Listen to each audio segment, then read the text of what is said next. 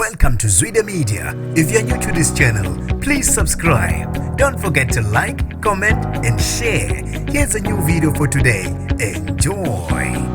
Ushaye wachitha wesilisa Oshayise Umuzi Womuntu ngetruck ethembisa ngenibingelele ngiphinde nginamukele kuphinda kuphi la nibulo khona le video mangoqala sijonele likhasi wamelekele igama lami ngosibonga konke wakandwanda Mothanda ungangibiza intatheli ka YouTube. Oshayise Umuzi Womuntu owesilisa ongadalelanga igama nesibongo ethembisa maqede wacela empunzini lo wesilisa ngokwezitolo kuthiwa uphunywe kwetruck maqede lapho seka emzini womuntu bese phuma ngokukhulu ukusheshsha wabaleka emva kokuba selibulale umuzi womuntu kanti ke kuthiwa akekho limele kona kule skameko. Abantu babe nokukhuluma kwahlukahlukene ngaso le skameko khona lapha ezikhuleni zokuxhumana. Unkosinathi Maphumulo uthe shame ephutha lenzeka nakubani manje kungalemalanga umuntu umuzi uzolungiswa netruck futhi nalo lezolunga. Usihle Kalaba emdla uthe umphakathi bekumele umhuphe maqede uthi ukuxoxa naye eceleni.